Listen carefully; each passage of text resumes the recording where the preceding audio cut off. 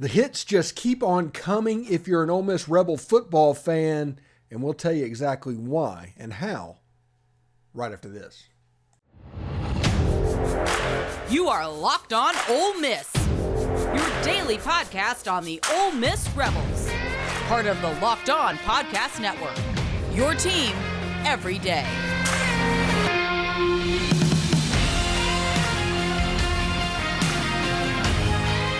Thanks for making the Locked On Ole Miss podcast your first listen every day. We are free and available wherever you get your podcast, including YouTube. I just want to let you know that this episode is brought to you by FanDuel Sportsbook.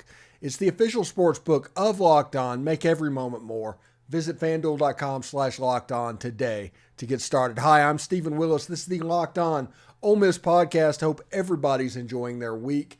Let's go ahead and get started with Kamarion Beavers from Bay Springs, Mississippi, a defensive lineman in the 2024 class committing to Ole Miss. I'm very excited about that.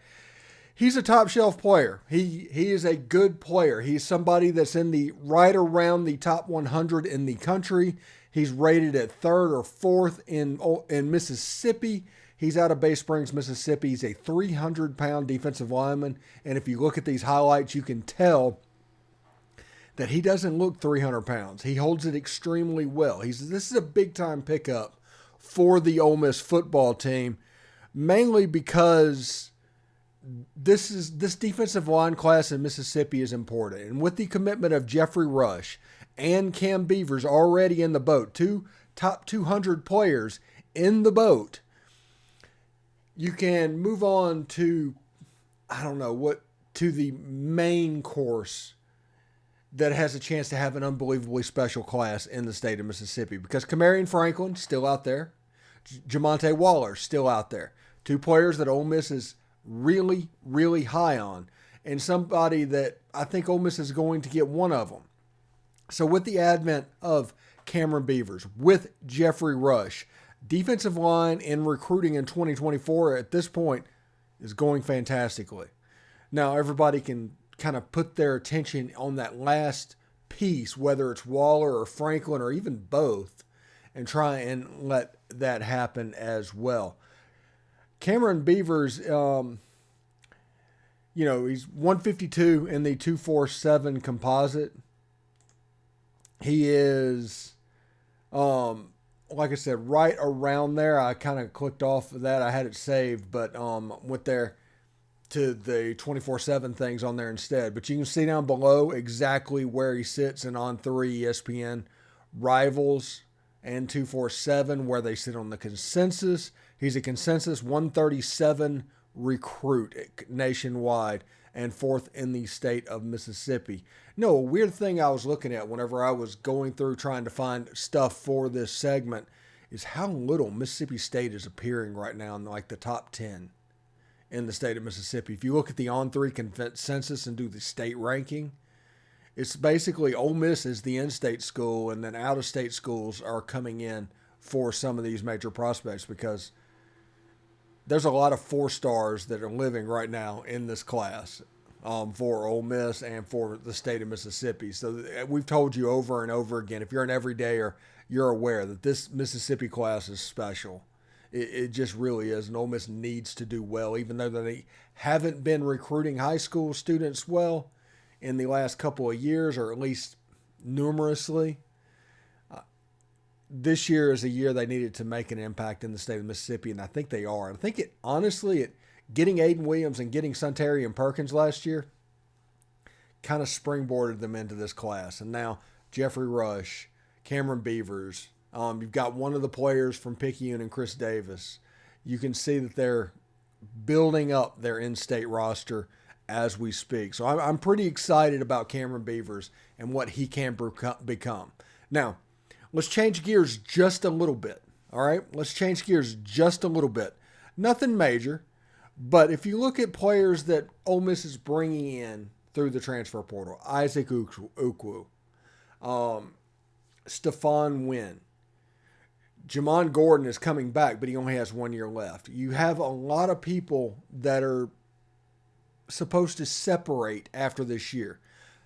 Don't tell me that Cam Beavers, don't tell me that Jeffrey Rush or Jamonta Waller or Kamarion Franklin does not understand that.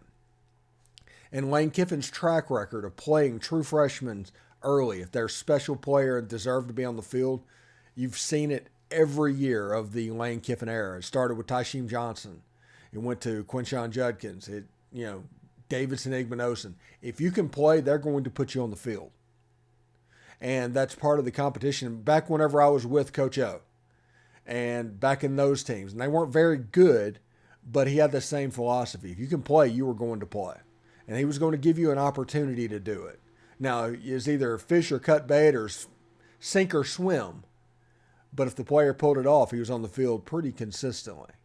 And I think that is going to be very interesting to see over the next couple of years with players like Cam Beavers, Jeffrey Rush, Jamonta Waller if he comes, Kamarion Franklin if he comes. It has a chance to set up that defensive line with a starting unit, the likes of which that Ole Miss hasn't gotten in a recruiting class in a very long time.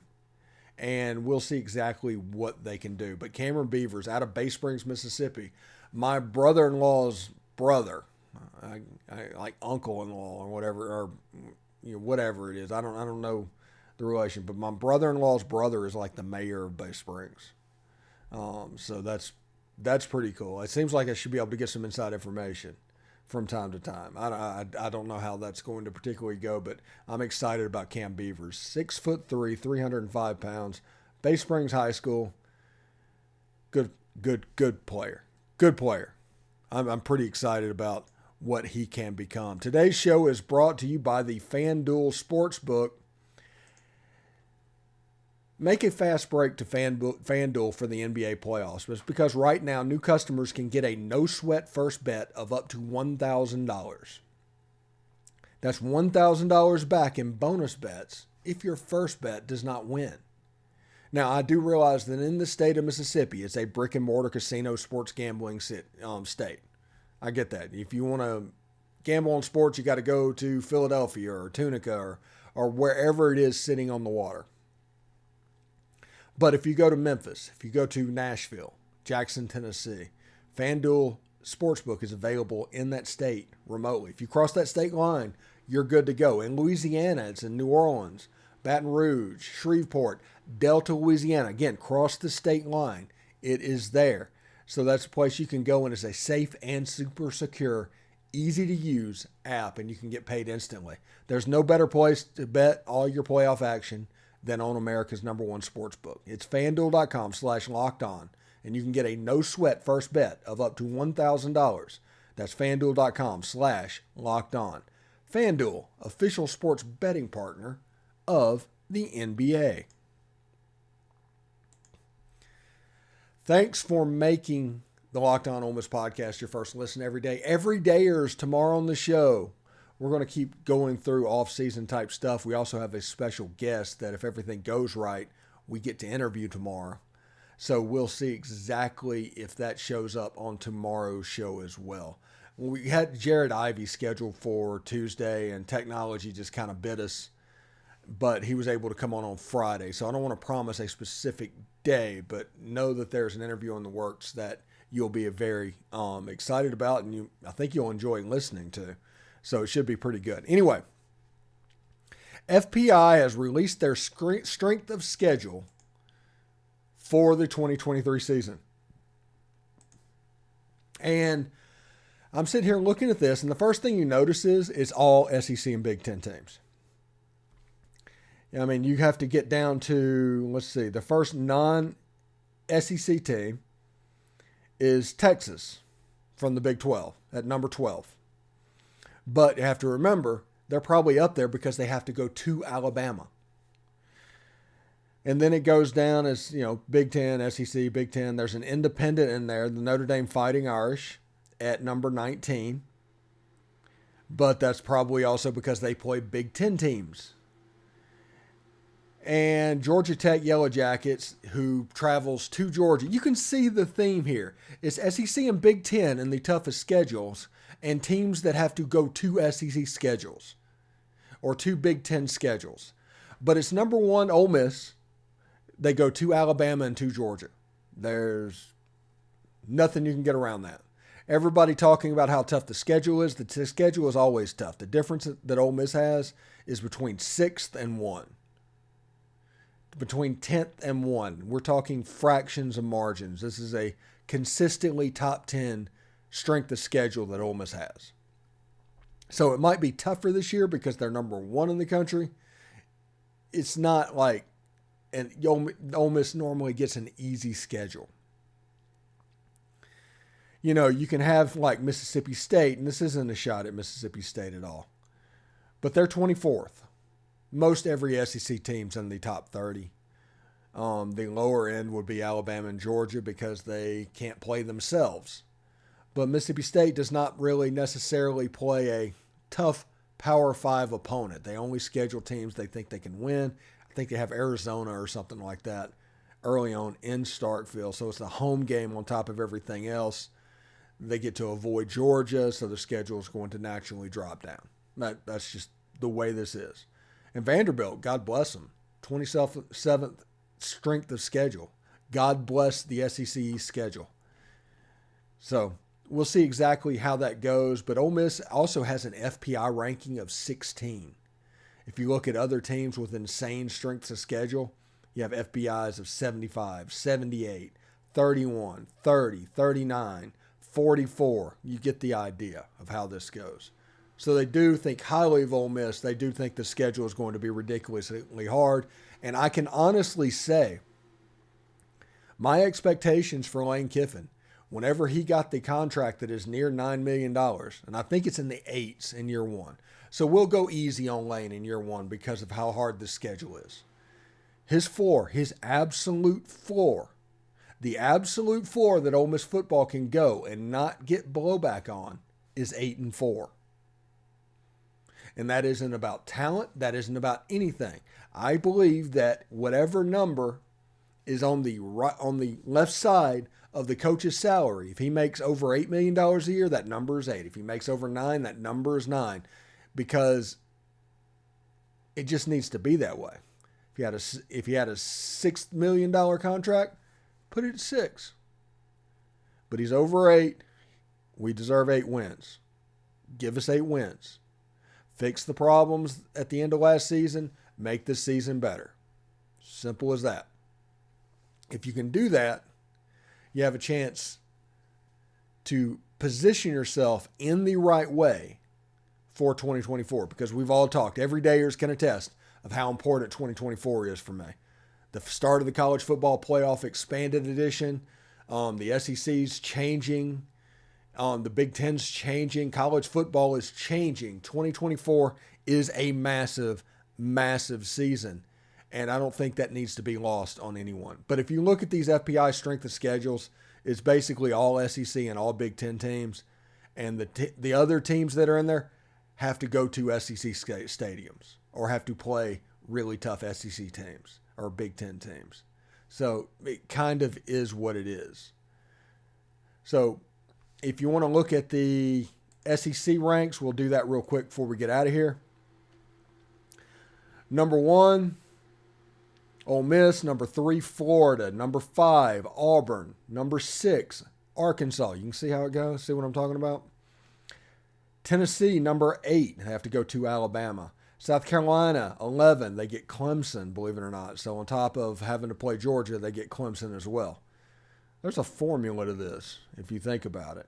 Kentucky, 13. LSU, 15. Texas A&M, 16. Alabama, 18. They don't have to play Alabama. That's the reason they're down so low.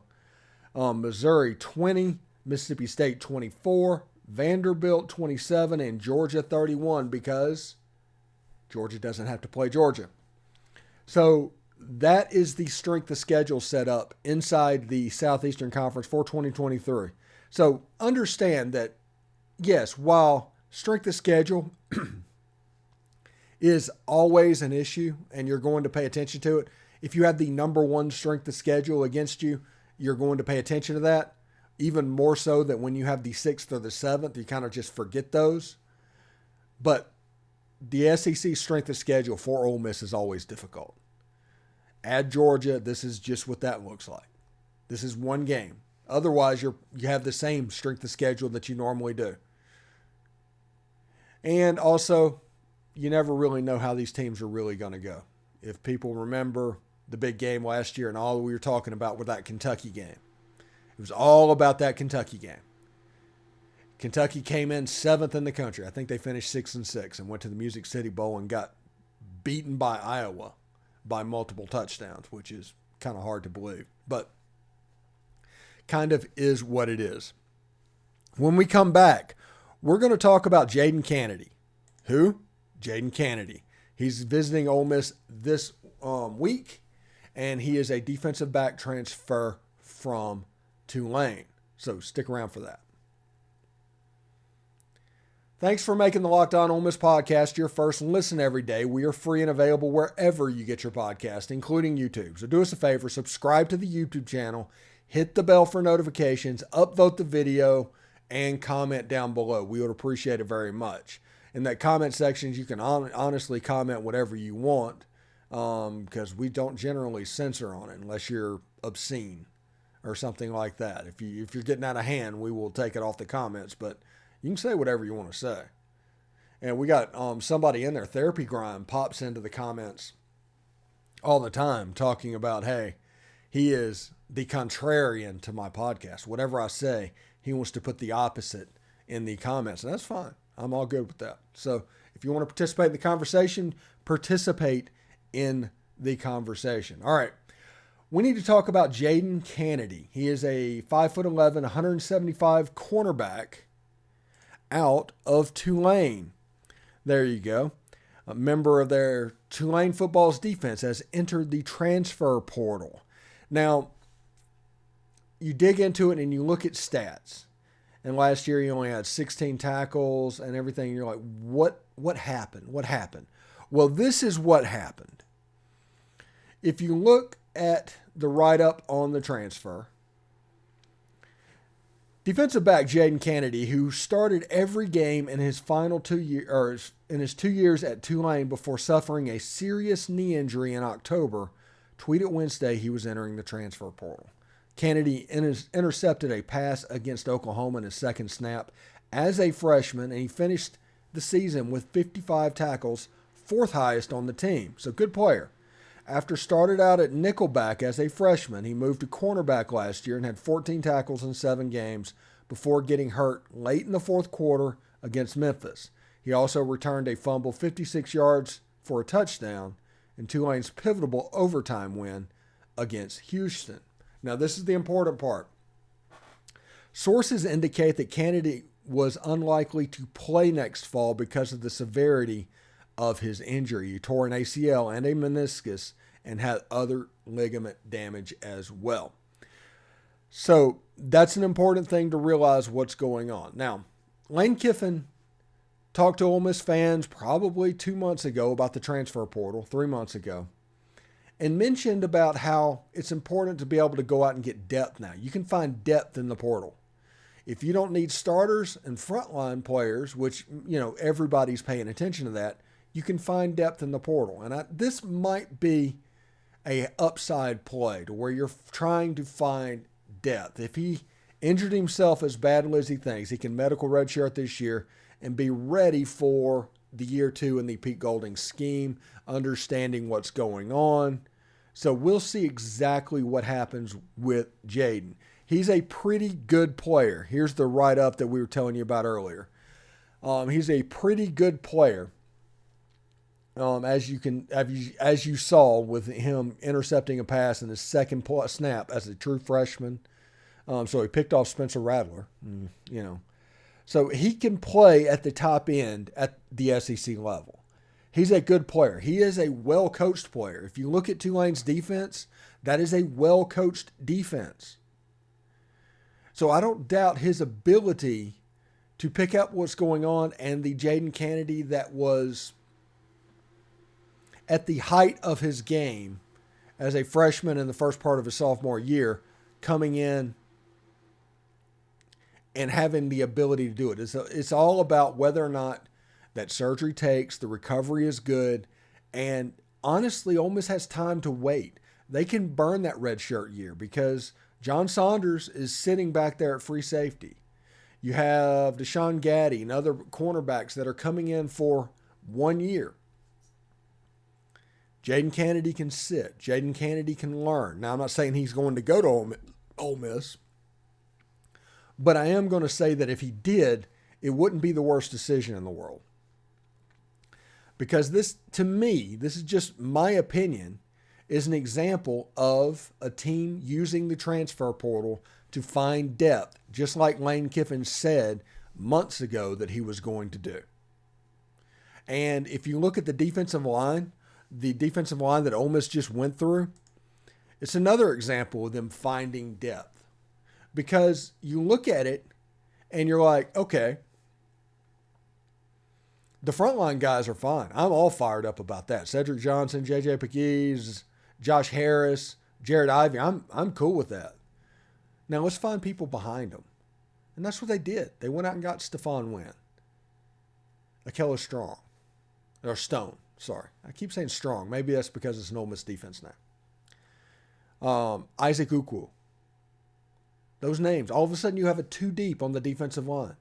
And the defensive line is actually very, very important to pass coverage. If you can't get a pass rush, if you can't affect the quarterback to where he is just having 7-on-7 out there, your defensive backfield, no matter how good they are, you could have 6 Sinquez Golsons back there. No matter how good they are, they're going to struggle. Since pass rush and defensive back is connected, you have to take care of one. You have to make sure the other has the depth that you can handle. Everybody's going to say, what about linebackers? I just don't see the urgency at linebacker that other people think need to exist. I like what they're doing in the defensive backfield, and I love what they did at defensive line. I'm very, very fired up for what this team can become defensively. And I do think that it's going to struggle at times just because it's a new system and they're putting in new stuff and they're going to try and figure out ways to do it. And because Pete Golding, if he has been to Alabama, which he has been for 5 years, which means his defensive system and his ideas, there's been ideas taken from what Nick Saban does and put into his system. That's just the way this works. That's called a coach growing. Well, understand that Nick Saban runs a very complicated defensive system. And if that's the case, there could be a time, a little buffer period to learn at the beginning of the season. And this isn't a year to where Central Arkansas and all that it goes for 7 games where you have time to get right. You got Alabama and LSU in September. You got to get right earlier. But we'll see exactly how they do it. I'm like I said, I am pretty fired up about what this defense could become. They are doing what they need to do. Like I said, offensively, they still need a wide receiver 1. They still need that. But defensively, they're making moves to where the offensive stuff doesn't have to be as explosive to win. 2 weeks ago, this offense had to be essentially Tennessee 2022 to win. To win big. When I say win, to hit that floor of 8 games. How about that? Now, the offense doesn't have to quite be as good because the defense is going to be better. And we're probably going to see this defense, like I've told you many times, and my everydayers can attest to this, that they're going to struggle in certain areas just because they're a new defense, but they're going to be good in certain areas. I don't know if it's going to be red zone. I don't know if it's going to be turnovers, but they're going to do something that makes this kind of work. And you're going to see this defense flash. And while this season is going on, the player personnel office that has been built at Ole Miss is going to be looking at other players around the country to try and figure out who the quick fixes need to be and also mix with the young players that are coming in through the transfer portal. Like, you don't know exactly how Suntarine Perkins is going to do. You're expecting him to do really well. I mean, he's just a freak athletically. He just is what he is. But if there's a learning curve, That gives you an idea of what they'll do with Cam Beavers, with Jeffrey Rush. If they get a Kamarion Franklin, if they get a Jamonta Waller, might be a little bit slower. We don't know what Pete Golding's opinions are on young defenders. Alabama's had 5 stars all over the field for 5 years. What did he do at UTSA? That is the question. I know schematically what he did at USA, I was pretty fired up about. And now with the pieces that are getting in place at Ole Miss on defense, honestly, I'm getting pretty fired up about it now. But for this defense to be the best it can be, it's going to take some things going well. It's going to take some things that may not go well, going well. And if that happens, they have a chance to be a good defense. They genuinely do. But if injuries hit, if Suntarian doesn't pick up the scheme as quickly as possible, things like that, it's a sliding scale of that defense dropping down. I think the ceiling of this defense is in the 40s. I think the floor of this defense is in the 80s. I think they're going to do well in either red zone or turnovers, and you're going to have a defense, honestly, that you can be proud of. We talked to Jared Ivey over the weekend. He talked about it. So I am pretty fired up about what this defense could be. Cam Beavers coming in, Jeffrey Rush. I do think one of Kamarion Franklin and Jamonta Waller will probably also join them. If that happens, you're in good shape. You're in really good shape. And Pete Golding has proven a little bit. He played the kid out of Columbia that was like 360-pound defensive lineman as a true freshman on the defensive line. So he'll play them if they're good enough. But they need to be good enough. And they're recruiting like it needs to be good enough. So that's something you can keep an eye on as well. Anyway, thanks for making the Locked On Ole Miss podcast your first listen every day. Every day is tomorrow on the show.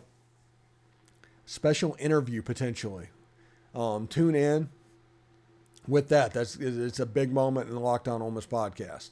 And this is even after Jared Ivey came on the show as well.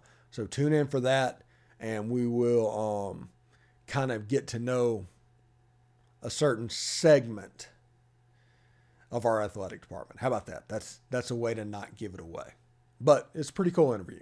So tune in for that, and hopefully technology will not get us, and it'll be there tomorrow. But anyway, I will talk to you tomorrow. I'll be here regardless, and we'll continue talking about Ole Miss football because we do that every day, and other stuff around Ole Miss athletics. Anyway, hotty toddy.